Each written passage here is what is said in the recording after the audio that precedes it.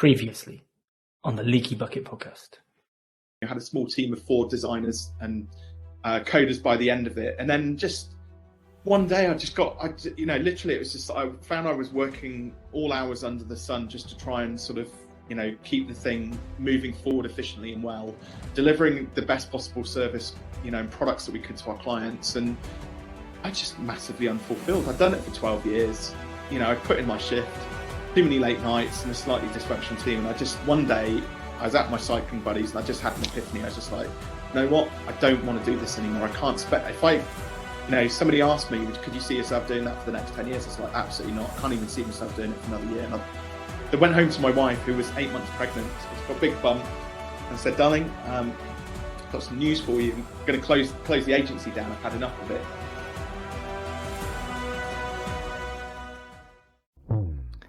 Hi there, and welcome to the Leaky Bucket podcast. I'm your host, Ian Morgan, and this is the financial performance podcast for entrepreneurs looking to get a better understanding of their numbers, to plug the leaks in their business, and to move from surviving to thriving. Hey everybody, welcome to another episode of the Leaky Bucket podcast. Today we have with us Zoe Thompson, who is a self-development wellbeing coach based in the UK. She worked in the police service for 20 years before starting her own business when her role was made redundant back in 2017. Outside of work, she's a mum to a 20-year-old young man, a basketball fan, and when not working, you'll find her in the gym, kitchen, or in bed with a good book. Zoe, welcome to the show. Thank you for having me. Zoe, just talk us through sort of your early life and was it a long-term goal to be in the police, or was that an accident, or how did that end up being the case? Well, I'm the product, if you like, of 2 police officers. So my mum and dad met as police officer cadets when they were 16, 17, I think. And my mum's dad was also a police officer. So you could say it was quite possibly in my DNA that I was destined to work in the police, although my sister is a primary school teacher. So, but I always shared my dad's enthusiasm whenever he talked about work. I always shared that enthusiasm. I knew I didn't want to do a 9 to 5 kind of job. I knew I wanted to do something that was different every day. And I knew that I wanted to do something that helped people.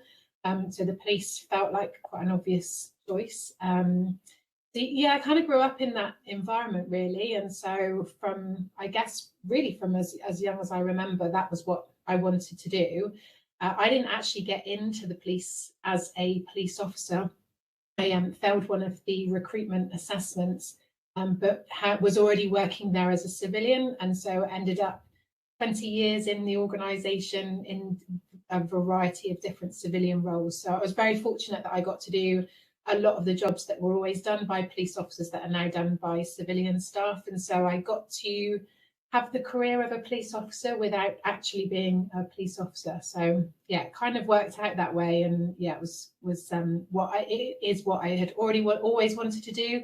The only bit I didn't get to do was drive the fast car with the blue lights. So that's still an outstanding item on my bucket list. Brilliant. And what sort of experiences and things from your time within the police do you now use like today in your business or even in your everyday life? Oh, so much. And I think the police service, certainly working in the police service, is one of those roles where I think you don't necessarily learn or see what you're learning at the time. You kind of develop those skills. There's a lot of it that you learn on the job. You don't do a training course to develop those skills. I would say the key thing that I use now is really just listening and understanding people. And I think I've now done the courses, I've now done the training that helps me to understand what I was doing. But I think at the time those were skills that evolved over time. I mean, I was 18 when I first started, so still in sort of my early years of development in terms of working with people and understanding people. And so I learned very quickly, working in a very public facing operational role, of listening and understanding, listening to what's being said, how it's being said, how that's being communicated, but also what's not being said as well. That's a big part of it, and being able to adapt your own communication styles to meet the needs of the people that you're working with. I would say that probably is the biggest transferable skill that has come over, although there's lots of skills and tools that I use running the business as well that I definitely didn't know I was learning at the time, but have come in very handy since then. So there's not much that I haven't been able to utilize since, probably more so than I was expecting. I think I think the key difference is that obviously the police is a public sector organisation, so it's not run like a business. So that was the biggest challenge, was that I didn't know how to run a business. I knew how to budget manage, I knew how to time manage and be able to put plans into place, but didn't actually know how to run a business. So that was kind of probably the steepest learning curve. But also the other thing with the police is that you don't talk about what you do. So you don't publicly share who you work for and what you do. Whereas when you're self-employed, that's a big part of it, isn't it? Is talking about what you do and who you help and how you support, because it's that marketing and that promotion and networking is all a big part of it. So that was probably the biggest change, was learning and understanding how a business is run and all of the legalities that come with that, but also learning how to talk about what I do and getting comfortable and confident in talking about what I do for a living, because I hadn't ever done that before. So if that's sort of the biggest, I suppose, disadvantage, if you like, of that, it's the not sharing it, it's not profit driven. It's, if it costs whatever money, I suppose, to a degree, that's what it costs and that's what it does, whereas that's very different. What are the biggest, though, advantages that taught you? I think one of the things that I certainly other people feedback to me that I'm very good on is I'm very organized, because you had to be, because you never knew what the day was bringing. So even when I went into management roles, you never knew what would happen during the day, because the public decide what happens during your day. So you had to be really on the ball, almost ahead of the curve of what needed to be done. So that was definitely something that I have definitely utilized. I think, the public sector is great in terms of that budget management and being really critical about your decision making and looking at best practice, sharing best practice. So there's lots of things that the public sector do that I have also implemented in running a business. The difference with the police is that the aim is that you deal with the customer, if you like, but you deal with the member of the public and you deal with them there and then, so that they don't have to come back. Whereas with a business, it's the opposite ethos, isn't it? You want a repeat customer, you want people coming back to you. So there's lots of differences, but I think there's lots of strategies that are used that I've been able to sort of shape a little bit to make them work for me running a business. When you were faced with the redundancy, one, was that planned? Were you involved in that decision-making process, or was that just sort of forced upon you, if you like? And if it is that latter, if it's forced upon you, what made you make the decision then to go, okay, I'm going to start a business, even though, like you listed earlier, all of those areas where you didn't know all of these things? Or did you not know that you didn't know them until you were already in it and doing it? It was definitely that. Ignorance was definitely bliss. I wonder, I've had this conversation before, I wonder if I know now, if I knew then what I know now, would I have made the same decision? It's an interesting one. So I didn't know it was coming. I had been told that they were expecting my role to be there for another couple of years. Then different decisions were made. So I had 12, 15 weeks notice to make that decision. I had already started to look at coaching, so I was already doing some coaching courses alongside working. I had compressed my hours to start to try and look at whether or not this was something that I wanted to do, although the time scale for me was a lot further down the line. So it was a case really of making that decision. I'd never worked with anybody before, so I didn't have any other experience of any other businesses, any other organizations. I knew that my skills were very transferable. I knew from an employability point of view, I would probably be okay, but I also didn't know what I wanted to do. If I was going to go and apply for jobs, I didn't know what it was that I wanted to do. So the option for me was go and work for somebody else and continue to try and look at building a business in the background, or take a leap, use the redundancy as a bit of a safety net to be able to go and give it 100% of my time. And I had conversations with people around me and said, August was the date. Don't let me make any major decisions until Christmas. Like, let me have a good kind of 6 months of giving it 100%, giving it everything, see how I get on, and then let me take that step back and review it and then make a decision. So don't let me knee jerk between, those first couple of months.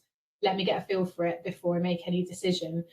And I never had to have that conversation. It just snowballed and the momentum kept going. So it was definitely the right decision. But it was a big decision to make. So I'm a single parent. So in terms of income, that was really important. And we know that new businesses, statistically, the first couple of years are the hardest. And I knew that I had to make that income to be able to support me and my son. So it was a big decision to make, but I had a good support network around me, and never look back, and still don't look back. Brilliant. Zoe, that clarity of mind to be able to know that you had to give it some time, but also to tell people around you as well that that's what you needed. How important one is mindset to you? Because I assume that was that out of fear, or was that out of just knowing your own character, that to go, like, don't question me, I need to be focused during this time? I think a lot of people around me obviously know my circumstances, and I think there were naturally some concerns about what I was doing and how well that would work out. I think also coaching in particular, it's not new to this country by any means, but it's in terms of not working in an organization and coaching people on a one-to-one around well-being and self-development. Back in 2017, that wasn't as common as it is now. I mean, well-being, thankfully, is, and most businesses have a well-being strategy, and coaching is a big part of that.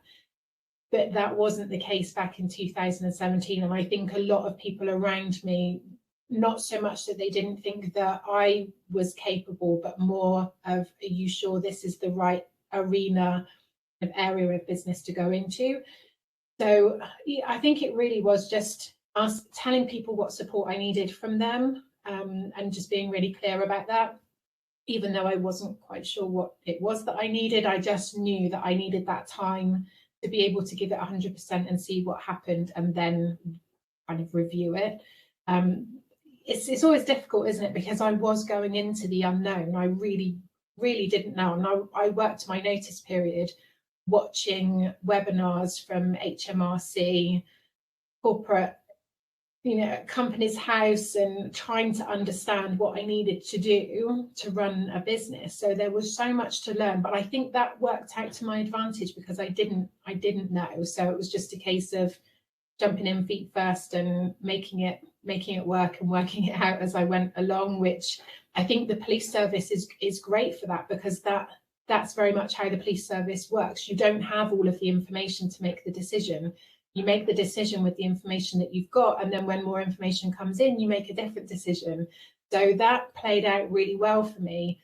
Whereas I know for a lot of people, that's really uncomfortable. It's not a place people like to be in, where that's familiar for me. That's my comfort zone. So I think there were lots of things that worked really well, that worked to my advantage. It was just a case of knowing what those were, I think.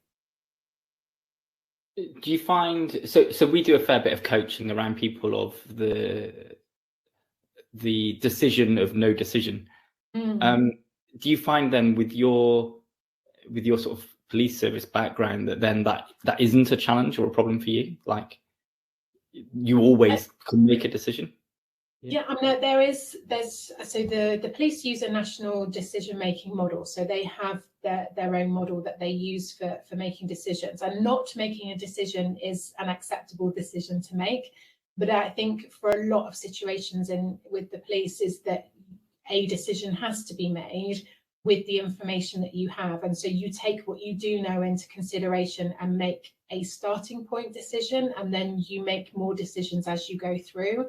And I think, you know, I worked in lots of different departments, but I worked in the control room for 4 years, where you get the emergency call, and quite often all you have is a location and some kind of idea of what is going on. And sometimes you don't even have that. You know, if you've got somebody on the call who's very emotional, sometimes that's really hard to get that information. So sometimes you just have a location.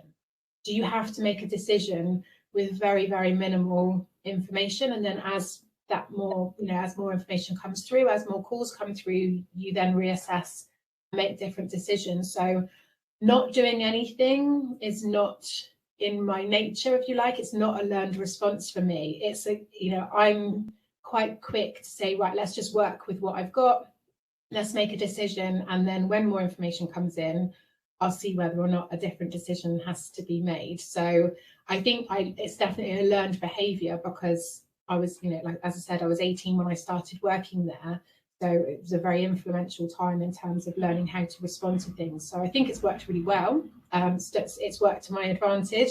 Sometimes a little bit too much. Sometimes, certainly now, I have to remind myself that actually I do need to slow down and wait for more information to come in. I don't have to make a decision straight off the bat.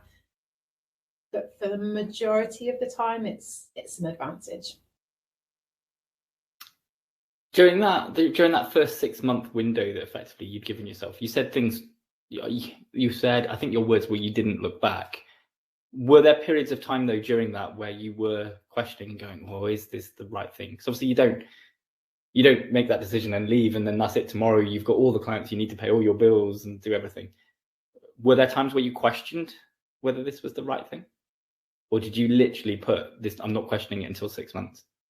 So I gave myself the 6 months initial deadline of just work with what you've got for that first 6 months. But I can honestly say, hand on heart, it's been 5 years now, I have never sat and thought, I'm going to go back into employment. I can't do this. I'm going to go back and look for a job. And that's not to say that, running a business is like that. But I've never sat down and thought about.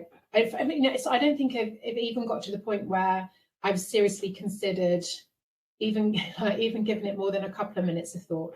Quite often it will pass just really quickly, because for me the benefits of running the business, being self-employed, making my own decisions, working on my own terms, far outweighs some of the stresses that come with it. And it's also been a good 5 years, and I love what I do, which also helps. So the question for me is, well, if I didn't do this, what would I do?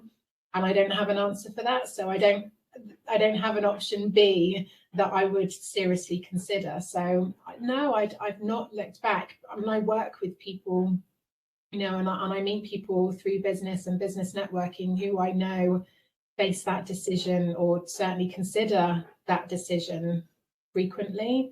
But no, it's not something I've ever done. I think my stubbornness probably plays a bit of a part in that, for being totally honest. But it's also that drive and determination of, it is stubbornness, but when I've decided that I'm going to do something, then that's kind of what I then set out and make sure that I do, which is that mindset that you were talking about earlier. That's, I guess, a big part of how I show up. It's really important to me. Yeah. So doing sort of my research, looking into the background of you, you had a bit of a major, I think you describe it as maybe a tragedy, I think, in my research, back in I think 2005, that I think started this sort of catalyst of events of maybe self-discovery, maybe some of these things you talk about now, like the mental resilience and all that sort of stuff. Do you mind sort of talking us through a bit of that and what that happened and what that caused you to change and how you grew and developed as a person off the back of that? So, so the event that you're talking about was the London bombings back in 2015. So we lost a family friend in the bombings, and for me it was just that completely kind of it diminishes how big an event it was. I mean, for all of us, it was a significant event. I think for me, she was 2 years younger. I think that we had lots in common in terms of our character and how we were, and I think sitting at her funeral, I realized how different my life was becoming, if you like. Like, there were lots of things. I wasn't living a life that I wanted to live, that's for sure. And I think mentally, physically, emotionally, not in a great place. I mean, work was great, but pretty much everything else was not, it wasn't what I wanted. It wasn't the life that I wanted. And I just, remember sitting at her funeral and thinking, her life had been taken away. And, that if I didn't make some changes, then, my life was pretty much going down the pan as well. So, you summarized it really well there, that I did go on a bit of a journey of a self-discovery and made some at the time they felt like really big decisions, but they were sort of small steps of change that just got me back on the path that I wanted to be on. And so lots of things did change in that time. And that's when the coaching started to become on my radar, really. So I was looking at nutrition coaching initially because my physical health wasn't in a great place. So I'd started to study nutrition, and I think, as a lot of people do when you've been on your own journey, you want to be able to support other people. The nutrition coaching was kind of where it all started, but I realized quite quickly that it's never just about nutrition. It is mindset, it is lifestyle, it's a lot of other things that come into it. So that started to expand. So whilst I was still working for the police full time and still parenting, there were lots of other things that were going on in the background, and I kind of wanted to make the most of my experiences. And for me, it was really important to turn things into a positive, and it was really important for me to in Jenny's memory, to sort of say, well, her life had been taken away, and I was adamant that I set that intention to make the most of mine. And so July 7th every year, I use that as a day of reflection, and I ask myself that question of, am I showing up how I want to show up? Am I living the life that I want to live? And am I living the life that she and others, other family members that have passed on, would they be proud of? But also, most importantly, am I living a life that I'm proud of? Because that's really important too. So yeah, a tragic, very, very tragic event, but something that for me, I have done my best to kind of make the most of, those circumstances and take something positive from it. Yeah, I think obviously, one, it's not something you want to recommend necessarily people go through, but actually those challenges and overcoming them are often what defines us and makes us as human beings. And yeah, I suppose you have that choice. You can choose to be a victim as well, yourself. Actually, you chose to not take that route and take the complete opposite and go, I'm going to own this and control this, and don't want to be that person who doesn't feel fulfilled. And there's maybe it's a bit of a British culture, but there's an element then that you sort of have to get over this. It's okay to be selfish and do what you want to do for you, because you're only here once. And it's very. I think there's elements of it where it feels emotionally, it feels quite selfish at the time, but I also knew, from a logical perspective, everything that I was doing to sort myself out and take care of myself would benefit my son. Being healthier, being happier, being more fulfilled, being calmer, all of those things that I knew that I needed to work on, I knew would benefit my son. So I think that it does sometimes feel selfish, but I think the logical side of me knew that wasn't the case. And I could see as I started to change and grow and work on myself, I could see the impact that it was having on him, and that's always a good motivation to keep going. So yeah, and I don't think there's many people in this world that haven't faced some kind of adversity. It's what you choose to do as a result of that is what is what is also important. Yeah, Zoe, you listed quite a lot of characteristics and things, and very open about how you are as a person. But what do people often misjudge about you? Oh, I've ever been asked that before. And I think that drive and determination, I think most people pick up on. I think I have been described as stubborn, and I can totally see why.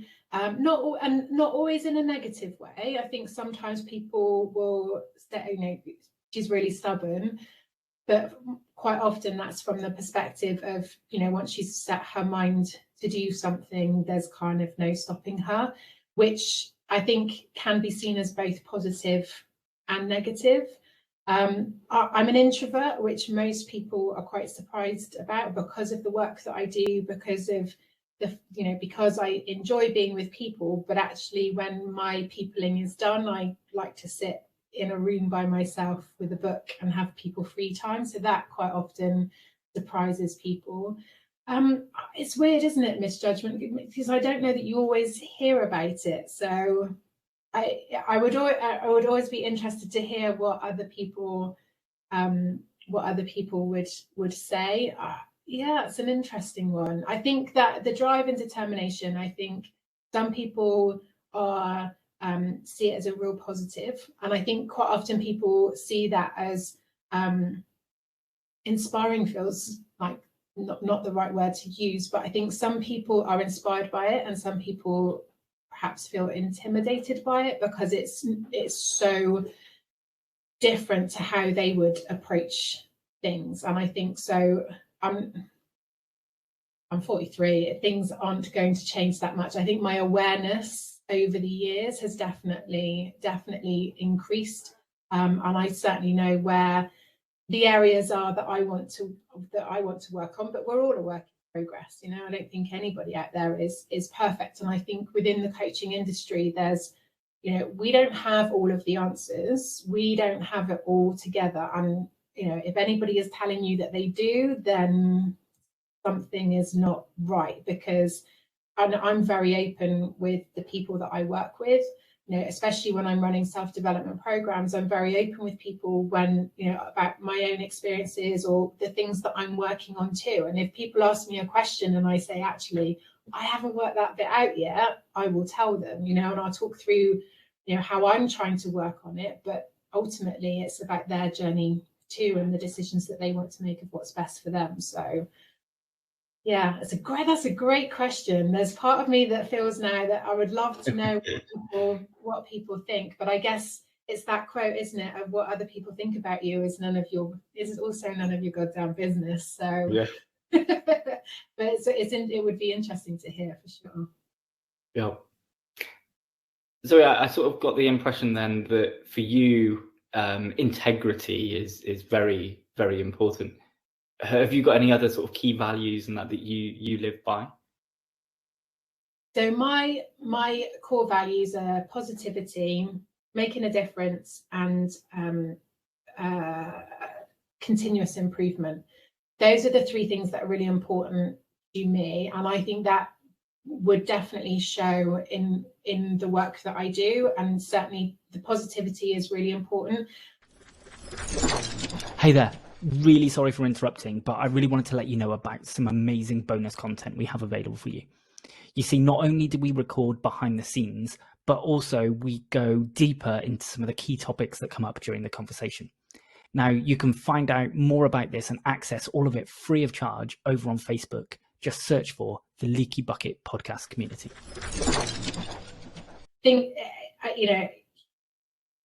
I work with people who are working with some really serious things, but I think, it's finding the positives in that, the things that we've talked about, today, for helping people to find a positive and take something positive from things that have happened, even if it's the learning and the experience and how they're growing from things that have happened, is really important. For me, the continuous improvement and is something that I certainly, even in a clarity call, in an inquiry call, it's really important for me that the people who are stepping into coaching are ready to step in and make those changes. And I have conversations, and I've had conversations in the past with sales coaches who, will give me feedback on my setup, because I don't ask people to make decisions on inquiry calls. I send them the information and I ask them to take the time to consider what their options are and then to let me know when they're ready. Because from my point of view, it's really important. Coaching, they are in the driver's seat. I'm just in the passenger seat offering support and guidance. They have to be ready to put the keys in the ignition and get started and get moving. So if I'm influencing that decision and they're not truly ready to step into that, then that continuous improvement doesn't happen. So it becomes a frustration on both parts. And there's the ethics around that of, sometimes during inquiry calls, people are disclosing things for the first time. That's the first time they're talking through something quite emotional with people. And I personally don't feel that it's ethical at that point to then say, oh, well, I can help you with that, and this is the package that I think would be a good fit for you. That for me doesn't work. And so that integrity side of it, the ethics side of it, of saying, yeah, I'll send you some information, take it away, have a look at it, and when you're ready, if you think it's a good next step, then come back to me and let me know, and we'll work it through. But those things are really important to me. And I think, values in business, values, personal values, I guess the benefit of being self-employed is you get to set your company values and align them with your personal values. And so, mine are here on the wall right next to me, and so they're there as that constant reminder of, how I show up, and I make sure that I check in that's how I'm showing up, because making the difference is really important. Otherwise, if there isn't continuous improvement and it's not making a difference, then that conversation needs to be had as to whether or not coaching is the right or the best approach for them at that time. So yeah, the integrity comes through in those values. Yeah, it's very interesting. I couldn't agree more. Our business behind sort of all of this is accounting, but it's not really accounting. It's financial coaching, effectively. Yeah. And don't quite do it the same. But what we do is we slow down our sales process so that somebody has to go through an application form to a discovery call to then a proposal meeting, where we really start to uncover more in depth what the problems are before a proposal is presented. For that very reason, what we're looking for is that person ready to be coached, ready to be told, and ready to accept that maybe they don't have the answers, and maybe we don't either, right? But they need to be comfortable to hear that they don't have everything in order, and that you're going to have to go somewhere probably quite painful in order to come through the other side. Yeah. And not everybody's ready, and that's fine. But at the same point, it doesn't, for us, it's not ethical, and doesn't feel like it's it has integrity to be engaging with somebody just to go, oh yeah, maybe they'll get there in the next year or so. And it feels like we need confidence, and yeah, in the same way. I was thinking about the qualities and elements of you bring, and it's front of my mind all the time, because you've got your lovely organized post-it notes up on your board here, right? Which obviously is a nice little selling point for what you do in terms of organization. But I'm thinking in terms of then organizational skills, I think it's probably something that the majority of entrepreneurs maybe lack. It's very fly by night. It's very new, shiny thing. Let's go down this route. What are your sort of top tips for being organized, or helping yourself maybe to be organized? I think the first thing I would say is set your priorities. Know what your priorities are. And I know there's a saying, isn't there, that not everything can be a priority, so there should only be one. I'm not sure that in business that's always possible. And I mean, you noted the post-it notes. This is the next quarter all planned out. These are the things that need to be done to help me to stay on track. And I plan, you know, by month and by week, and chunk things down. I think the chunking is really important. I think it's good to have really big, exciting goals and set lots of things that you want to do. But you then need to break those down into small, achievable tasks that you can then allocate the time for. So I time box. So I map everything out, but then I time box the priority tasks in to make sure that they get done. So the post-it notes here are all different tasks. They're allocated to a week. And then when I get to the week, I allocate those tasks into the calendar around my sort of client-facing work to make sure that those post-it notes are all completed tasks by the end of the week. I have accountability partners. That's really important. That's worked really well for me. So I have one who is not in the field of coaching and one who is, that I can then check in with. So on a Monday morning, we exchange emails with, these are the priority tasks for the week. This is what we're doing. And then on the Friday or the Sunday, because I work over 7 days, they work over Monday to Friday. But certainly at the end of what's the working week, check in as to what's been done. And if things haven't been done, we hold each other accountable of what we chose to do instead. You know, what did we make a priority over what we said was a priority on the Monday? So I think prioritization is really important. It's really, it's really easy to pick off the quick, easy tasks so that you can cross things off your to-do list and feel like you've been really productive. But if you're not spending your time working on the things that need to be worked on, then that's where a lot of people fall into that trap of, well, I've crossed lots of things off my to-do list, but the 3 things that they needed to get done that week that would have, either are an income generator or the things that are important to keep the business thriving, they haven't been done. So I think that setting the priorities is really important, and then allocating the time to get those priorities done, and the use of the accountability partner. I would say that I'm pretty good at showing up for myself, but actually having somebody to check in with on a Monday and check out with at the end of the week, on the weeks where I haven't quite felt like it, have been a real benefit. And also it's nice to have people to bounce ideas around with, because as when you're self-employed, you don't have other people in the office that you can kind of swivel around in your chair and say, oh, I'm thinking of doing this, what do you think? You don't have that. You look around the room and there's nobody else there. So being able to have somebody else who's in a similar line of work and somebody who isn't gives me that opportunity to bounce ideas around and get different people's perspectives on it. So that's worked really well for me. So I'm interested in a couple of things, I think, from there. Right. One was I can very much resonate with your sort of planning method, if you like, in terms of it's strategic down into tactical, and then mapping them all out. The bit I sort of went, oh my God, this wouldn't work for me, was then that you don't allocate those bits until you get to those weeks. Mm-hmm. I know what I would do, and I'm feeling like lots of other people would do it, is they'd fill all their time with all the technical work they need to do, and then they'd go, well, I've got no time to do that bit. How do you do that? Is it through the accountability partners and that sort of things that I can't be tempted to just fill in a few more appointments? I think it works. I think that it works slightly different for me in that my clients book into my calendar.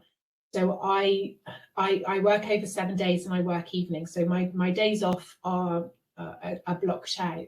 But other than that, people book into my calendar. So for me, the practical side of being able to plan it any more in advance wouldn't work, because then people might book in. What I do that potentially is a meet in the middle is that when I know there's a critical task, so say for example I've got a workshop to deliver and I know I'm going to need the time to prep for that workshop, I'll block out that time so that clients then book in around it. So if it's a time critical task, or an eat the frog task, one of those ones that I'm looking at it and I'm thinking, yeah, that could easily slide back a week if I was given the chance, then I'll time box it in and make sure that time is set aside. And that's when I use the accountability partners to say, right, this is the frog on my list. Make sure that don't let me get away with any excuses come Friday of why I haven't done this, because I'm looking at my calendar. There's no reason why this won't get done. So expect this to be the first one ticked off the list this week. So, we know ourselves better than anybody else. I know when I look at these post-it notes, I know which ones I'm likely to try and let slip. So that's the use of the accountability partners in being able to say, okay, this is where I need you to help me hold myself to account, because they're not holding, it's me holding myself to account and using them to have that check-in. So yeah, that side of it is really important. But because people book into my calendar, booking anything more into advance becomes more of a challenge. Okay. My other one is, I think there'd be lots of people who go, oh, Zoe, that's frustrating. There's an app you could do this on, and you can put it in a digital world. And I feel like I know the reasons, but they keep it as an open question. What's the reasons for it being like it is in old school pen and paper? Well, I'm definitely a visual person. I mean, I do use tasks on calendar tasks. I think for me that's great when you're out and about or something comes up. It's very quick to be able to add a quick task in and set a date to it. For me, it's the visual side of things, of just knowing what's needs to be done. And the other side of it is that it's always really interesting, because people that I'm working with can see the post-it notes behind me and they're like, oh, that must be so overwhelming. But the trick for me is that I can't see it because it's behind me. So the only thing I can see is what needs to be done this week, which I move into, what's my line of sight in front of me. So I don't get that overwhelm. Whereas I think when you see things electronically, when I look at my calendar and the task list, I get that sense of overwhelm of, there's a lot in there that needs to be done. Whereas when I look at this, I think, well, it's six post-it notes for the week. That then feels a lot more manageable. And also it's the reassurance for me that if it's on a post-it note, I know it's been scheduled in and I know it will get done. So it's then gives me that permission to not have to worry about it now, because I know when I get to that week where the post-it note is, I can worry about it then.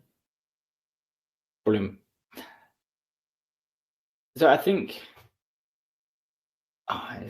there's also the element, right, of you said about like the overwhelm element and seeing it all. And you also mentioned about being held accountable for maybe those actions that you didn't take or didn't quite complete. How do you make sure, though, that you also celebrate the ones that you did achieve and the ones that went well? I think there's something about sending that list through, isn't there, at the end of the week? So at the beginning of the week, there's a bullet point list of sort of 6 to 10 things on there, and then when you get to the end of the week, or as you're moving them through, of crossing them off and moving them onto the done list, I think there's something about getting to that end of the week. But the accountability partners are also equally as good at pointing out the wins as well, and I think that's something that we do really well. We're really good at having that difficult conversation sometimes of, what happened there? You said you were going to do that. Because as an accountability partner, sometimes it is a difficult conversation, because you don't want somebody who's so soft, who's just going to say, oh, that's okay. You can just do it next week. Sometimes it's really important to ask that question. Okay, what's the impact that you haven't done that this week? What's the knock-on effect of that? And asking those questions. But on the positive side, we are really good at saying, like, you've done really well to get all of that done this week, and any emerging things that have come in as well. So I think celebrating those wins are really important. Something that I promote a lot just in my client work is making sure that you set good intentions at the beginning of the day and that you celebrate your successes at the end of the day. So for me, it's, you know, that's really important that I walk that talk as much as you know, what I'm encouraging other people to do. Brilliant. I think being open and honest, and you don't always have everything completely in order and how it needs to be. Great that you mentioned it, because it's part of the point of the podcast. Is the leaky bucket is the very fact of most business owners seem to get so concentrated on trying to fill the bucket up that actually they don't take the time to stop and have a look at where are all the leaks. What do you do to spot those leaks? Is it this sort of notice board, you know, task? Is this where you're highlighting them? How do they become aware to you? Do they come back from you know, clients and their reviews? Is it accountability partners? Is it just very good self-review processes? I think the self-review is probably the most important, because that's the one that you're in control of. I think client reviews are great, but I think it's not always guaranteed that you will get the feedback that you're looking for. They'll give the feedback that they want to give. It's not always necessarily what you're looking for in terms of your kind of business setup. I think I review at the end of each month. So I do. I'm a very good girl. My accountant loves me because I do my accounts, tidy up, and then I do a review at the end of each month. But that's important for me because I think things in business can snowball really quickly if you don't have your eye on things. And so from a finance point of view, it's much easier for me to spend an hour at the end of each month putting those up together than it is like waiting and for a couple of months at a time. So I review the month at the same time. So I look at where the work's coming in, what inquiries I've had, what inquiries have turned into clients, where they haven't. Is my gut feeling that was a good decision on both parts, or what I could have done differently? Do I need to follow anything up? So I think that for me, the sort of shorter, sharper reviews are on a regular basis are more helpful than perhaps like doing a longer review at the end of the year. But at the end of the year or beginning of the year, they're more reflective rather than sort of the measurable goals. They're more about what the wins have been over the course of the year. What have I enjoyed doing most? What's brought the most profit? What's brought the most kind of fulfillment? Those kind of things. So I mean, everybody's business is slightly different, isn't it, in terms of what to review? Some of them are more generic, but I think it's also what success looks like for you. You know, I get constant messages about making me into a 6-figure, 7-figure, 10-figure coach. But nobody ever asks if that's actually what you want. You know, so success looks different for different people. So I think when you're looking at what your successes are, the questions are going to be different. But for me, the more regular, short, sharp reviews, reflection is for me works better than saving it all up and looking at it. I think the world and business moves too quickly to leave things too long, so you gotta stay on top of it. So as open as you want to be, what does that success look like for you? For me, it's being able to balance things out a little bit. I've always worked full time. You know, started working for the police at 18. I've always worked really hard. So for me, it's having a business that I can work, but also do the things that I want to do. So that flexibility with self-employment is a huge win. I want to be able to travel and work more. So I've traveled a couple of times since we've been allowed back out again. I've traveled and worked away. So being able to test working online from hotel rooms with time differences, all of those things have been really important to me. But I think ultimately, I would like to be able to be working less and living more. It's just about creating that space to be able to do that. So as the years have gone on, trying to find that balance where the business is increasing, but also my time on life is also increasing, and that it feels like this year I'm now getting to that stage where I'm working a little bit less, but the business is still growing. And I think there will be a point where it gets close to that tipping point, and I'll need to ask some different questions and review it again. But at the moment, you know, I try and do 4-day weeks, a couple of weeks a month, and have 4-day weekends. And mentioned basketball at the beginning, so I travel with the team to be able to go and watch the games and be able to watch my son's games and spend time with family, and be able to put that first and then work second, without clients and people that I work with feel like they are second. I want them to feel first, but also life to be first as well. So that's the balance for me. It's not about money. I obviously need to earn enough money to live, and it is about business growth, but not, you know, this is not about being the 10-figure coach that works an 80-hour week, because that's not success for me. So yep. No, to be fair, it's exactly what we do during our very first stages, is just find out and go, what does success look like? What are you actually trying to achieve? Because like you say, yeah, there's always somebody saying they can make you 6-figure, 7-figure, 8-figure, whatever. And yeah, the amount of times you get people who they feel that's what they're chasing, and then they go, oh no, it's time. Okay, great. Why are you working 80 hours a week then when you don't need to, because you don't want the money? And yeah, it's nice to have, but that's not the important thing. So you said about joining the police at 18. If you could rewind back to your 18-year-old self, what would you be telling yourself now? You know, given what you know now, what would you be telling your 18-year-old self?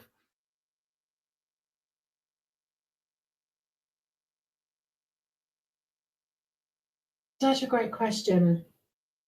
I think it's probably the things that I say to myself now. I think it would be the same, is that if you always give it 100%, you'll always get more than what you expected. It's I think, you know, I always joke with people, and I think it's that drive and determination that I don't have it in me to do things half-assed. I don't, it just doesn't feel comfortable for me to just show up and give something a go. You know, I show up and give it a go. Like, there's no kind of, for me, it's always about, if you've made that decision that is something that you want to do, you go in and you give it 100%. And I think that's what I think I've learned now, that by doing that, you get so much in return. You know, you get out of life what you put into it. I think that's what I would say to myself, but I also have a funny feeling that that's probably what my 18-year-old self was also saying. So I don't know. It's weird, isn't it? So much has changed. You know, I'm a parent now. There's so much that's changed, but there's also some real fundamental parts of me and my character and attributes that probably haven't evolved so much. I think I've learned to manage them. When to dial it up, when to dial it down. I think at 18, everything was just kind of full blast. So I think over the years, I've learned to be able to flex and adapt that a little bit. But I think that's probably what I was saying to myself at 18 as well. You know, just go in and give it everything and see what happens, which is kind of the approach I still take now, but it's worked well for me. So why would I stop doing that? Yeah, no, very good. Couldn't agree more. If it's not broken, why fix it? I think that the biggest turning point for me was when I didn't get into the police. It felt like, and you know, I think if you speak to anybody who's had a dream from childhood of, you know, that's what they wanted to do, I think the only difference for me, I mean, I was gutted when I didn't get in, and it was almost like, well, what do I do now? But other opportunities came up. You know, I could have reapplied. I could have given it another go. But in the time that I was waiting for the recruitment to reopen, other opportunities came up. So because I knew that they were certain opportunities that were in front of me, I grabbed hold of those instead. And life took me off in a different direction, and I wouldn't change it for the world. And, you know, I got to do the things that I wanted to do as a police officer without being a police officer. And I think even now, you know, the work that I do now it ticks the boxes. It's not a 9 to 5. It is full of variety. I am helping people. I am making a difference. I'm doing all of the things that I said I wanted to do as a teenager. It's just not in that career that I thought it was going to be in. And I think that's certainly a conversation that I have with people when they're looking at careers. And certainly when I work with teenagers, that's the conversation I have with them, is like, can't take it back to the ingredients of what it is that you want to do. You know, what's important to you? How do you want to spend your days? What kind of things do you want to be doing? Because if you can understand that, then you can start to look at what types of career would tick those boxes, rather than doing it the other way around. Because for a lot of young people, some of those jobs don't even exist at the moment. You know, you've got young people going into university. When they come out of university in 4 years' time, there's going to be even more job roles that exist. The world is changing so quickly. But I think if you know your values, you know what you enjoy doing, you know what fulfills you, you know what lights your fire, that's where you start. And then the opportunities then will present themselves, in my opinion. Yep. Yeah, no, love it. So I think you got that reflection moment with the London bombings where you summarize it, if you like, if you decided you weren't quite happy with the life you were living. Would you describe yourself now as being happy? Yeah, absolutely. Yeah, it's. I think things are in a good place. That doesn't mean that I will necessarily settle here, but I am definitely appreciating and you know, I'm good. I'm good where things are at. I had a conversation with family members not so long ago, and I was like, we never know when our time is up, do we? We never know when something may or may not change that. But if this is it for me, I'm kind of good with that. But actually, I've got a whole lot more of stuff. So do not read into that. There's a whole lot more stuff that I want to get done. But actually, I'm really good with what I've got and where I've got to. So it's certainly no regrets. Things are all good. But if I'm given another 12 months, I've definitely got lots of plans of what to do with them. That's for sure. Brilliant. So it's been great sharing your stories, certainly around your organisation skills, because definitely not a strength of mine. And I think lots of people maybe can learn from that as well, and bring some sense of order maybe to their lives. And it doesn't have to be done in any fancy way. You know, it's, I don't know, imagine it's cost a couple of pounds maybe to do your method. So it's not expensive. It's very simple and very straightforward. Zoe, where can people find out more about you? Your coaching, what you do, all of that side of stuff. The best place to head to is the website, which is pheonixlifecoach.co.uk, and everything is linked in from there. So all of the social media sites are linked in from there, and there's also a lot of free resources on there as well. So head to the website and you can find me and get in touch from there. Brilliant. Zoe, we've got a bit of a closing tradition, which we have a little bit of a curveball question, and I really have no idea what the answer is going to be from you. But that is, if you had to start a completely brand new business tomorrow, completely unrelated to what you currently do, what would it be and why? Oh, I hadn't really thought about it. The thing that jumped into my head, and like I said, this is not thought through, is something in the travel industry that means I could travel. And I think that's because that's the bit for me that I've not quite nailed yet, of being able to travel more. So I think the travel industry, is it that, you know, you've got the independent travel people that get to go and experience all of the hotels and countries and cities so that they can tell people what's good. Yeah, that I think it might be that, off the top of my head. Brilliant, fantastic. Always throws up some weird and wonderful answers. I've really thought about that before. Yeah. Thank you so much. It's been an absolute pleasure having you on. No, thank you. Thanks so much for listening to this episode of the Leaky Bucket podcast. I'd love it if you could help spread the message by clicking subscribe and leaving a review. Also, please do reach out to me on LinkedIn and let me know your thoughts on this episode. You can also find more info and links in the show notes below. See you next time. Coming next week on the Leaky Bucket podcast. Well, you need the knowledge. I think that's the biggest thing. We're all born ignorant. We all have pieces, right? You know a lot of stuff, but it's always what you don't know that can hurt you the most. And we're only as strong as our weakest link. But if you don't know that thing, it can break you.